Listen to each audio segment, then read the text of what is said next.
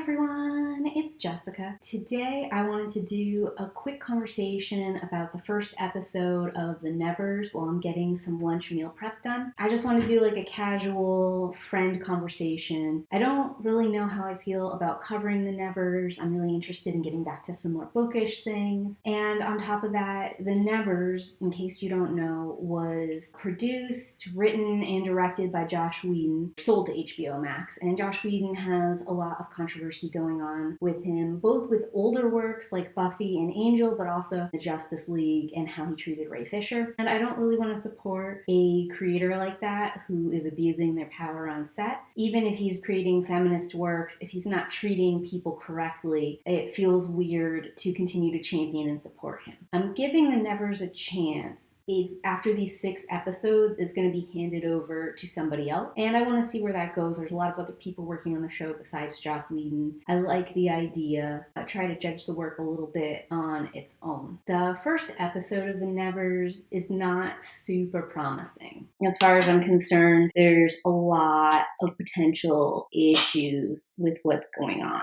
There are just so many plot threads. Like, I'm into the Victorian era. I really love Penny Dreadful. I'm into a whole lot of the superpowers, girl team up kind of thing. I'm even willing to overlook the fact that it's like an all-female cast, like the event that created the touch seems to have only affected women, which all on its own is kind of sexist. Like, if you're quote-unquote fighting the patriarchy and you're trying to create strong female characters, you probably shouldn't create an event that only affects women. That's like weird, you know? It's like, oh, for some reason, this event only affected people with lady parts and some men, specifically men who are in disempowered positions. Eventually, if we get to know more about the event that created the touch, this is going to be really hard to explain. I just feel like you're setting yourself up for like a shitty situation or othering both people of color and women, you know, just depending on why the touched are only those groups or why this event only affected them. So right away, that's kind of awkward and weird. I don't like that.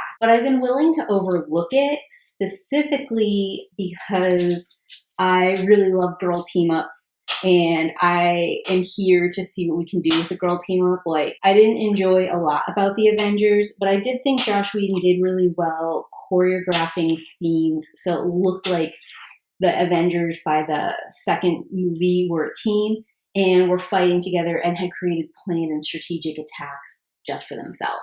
The other thing I'll say is that this work is really Whedon-esque. A lot of tropes that you see in Joss Whedon's work or that you've seen before from him exist in this work. So the touched element comes across to me a lot like the Buffy vampire woman chosen to fight against evil story. Those two I see a lot of parallels between.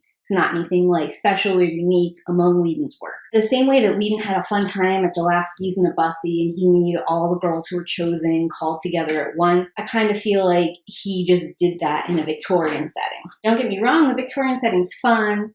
What's going on with the Nevers is a little bit different, but it's not so different that I feel like the concept is that unique or that these shows are so far apart that people are surprised that women can kick butt.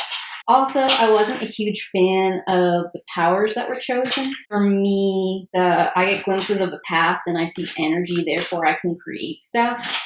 Just not super interesting. The whole I catch premonitions of things part has been done so well in Penny Dreadful. I don't know why you would retread that territory. And the I can see energy, which is why I'm a good inventor. For starters, it sounded a lot like the engineering character from Serenity, both accent-wise, how she's portrayed character-wise, the whole 9 yards, except that character is just a female who's good at engineering. And this character doesn't get to be an inventor unless her never power goes with it. Like, it would be way cooler if she was an inventor and also had an unrelated never power that didn't tie back into that. Or if she had no never power at all, she was with these people because she was an inventor and already ostracized. So she took this opportunity to create things for them and to work with them, even though she herself isn't touched. Like, both of those would have been more engaging for me. Also, there's just a lot of villains. And I'm not saying there can't be a lot of villains, but we are setting up a lot of villains that feel really disparate, feel like really different storylines in the first episode. There's just too many things setting up, and none of them were established well enough to be interesting. Like, we've got the government that feels like they're against the touched.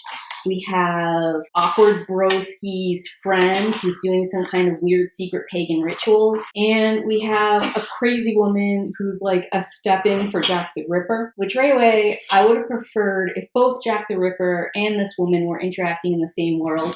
And we really got like a step-by-step comparison between the two, like how people react to a woman serial killer killing off men versus how people are reacting to Jack the Ripper in this time period where he's killing off quote-unquote prostitutes. That would have been more interesting, but since we didn't really get that, I just don't like that we just gender swapped and also made this character mentally unstable. And then the secondary antagonists that are active, like the people who have paper bags over their face, I know they're gonna relate back somehow.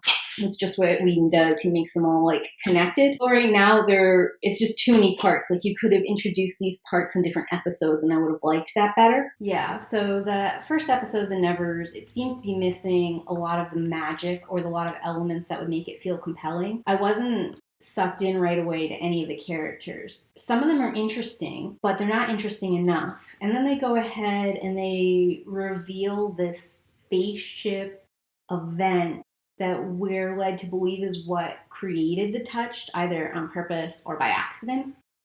And we're given like both not enough and too much information about it. Like, I didn't need to know the woman with the premonitions was trying to kill herself the day the touched situation arose. And then the touched thing like revived her or gave her a new purpose for life or something. Way too much information about her way too early. I would have liked if we could have sat with her and her intensity and determination before we figured out what her deal was. Then also it showed us like all the different people who were affected by like the sparkles that happened that day.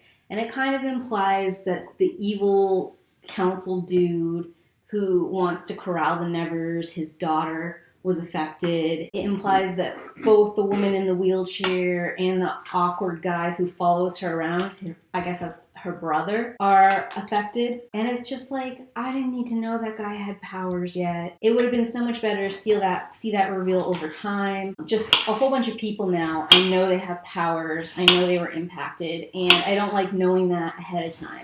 Just like I don't like knowing all the people who are villains in play.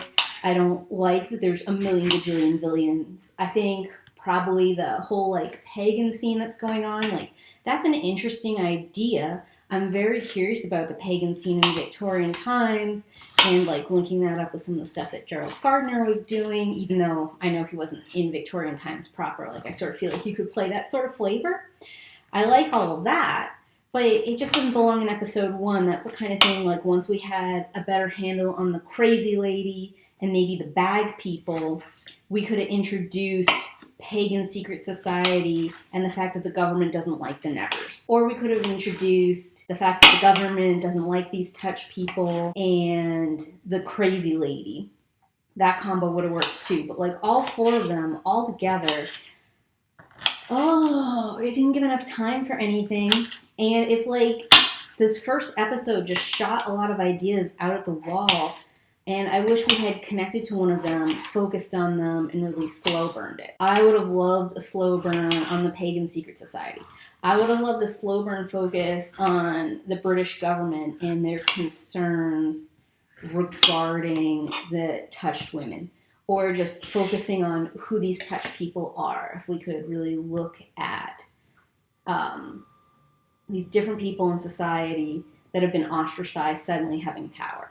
Like, all of that would have been great. Or if we could have really focused on the creation of the orphanage or the like Professor X lab in Victorian times, even though that's pretty tropey and it doesn't interest me, building it or building these connections to, the street guy informant, any of that would have been something. But I just feel like we got a lot of jumbled parts.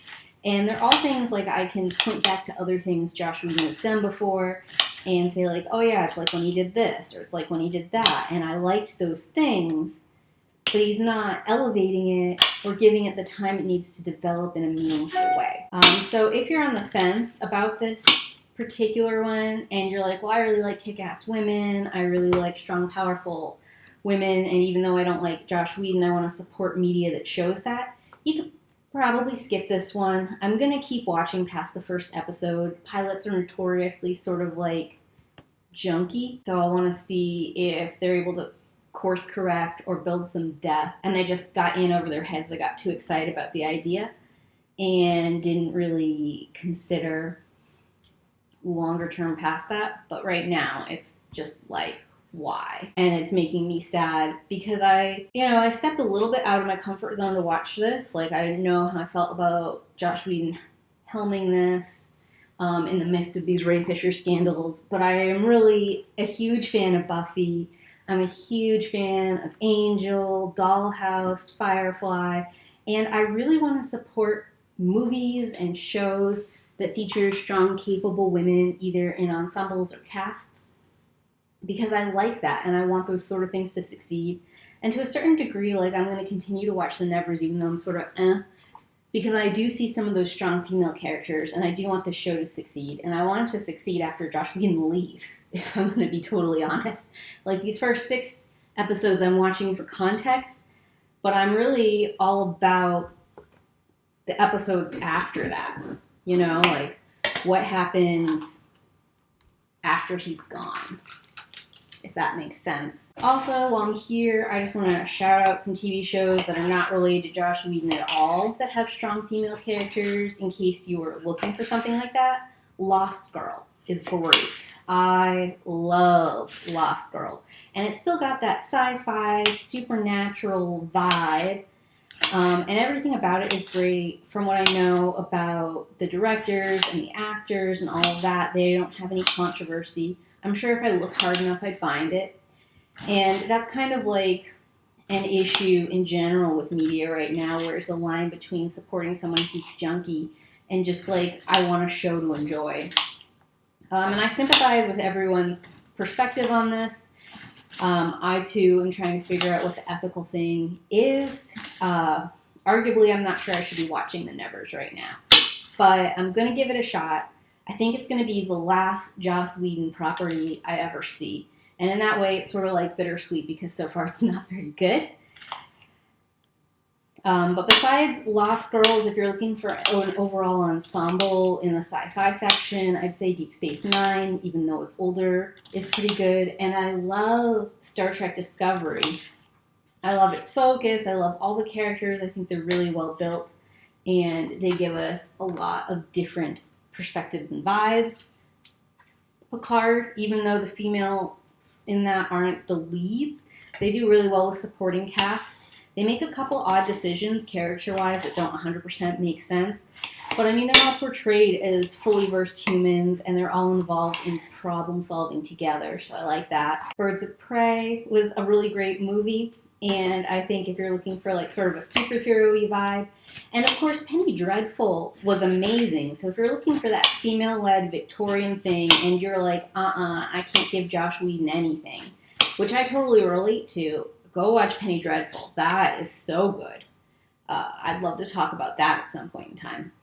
But thanks for watching me start this prep. It's going to take me a lot longer to prep than it is to talk about my general feelings on the Nevers. Yeah, this is like sort of an in-between video. I'll probably post it up as like a little bonus for you guys so that I can continue to stick with bookish content and other things that I think are more interesting on my channel. I just wanted to have this small little chat.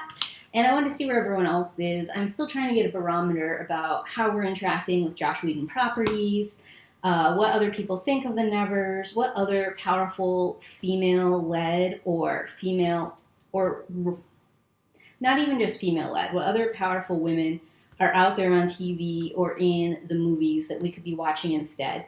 And whether or not we should support endeavors like this just because there are a lot of other players, not just Joss Whedon involved, and because he's not going to be involved going forward.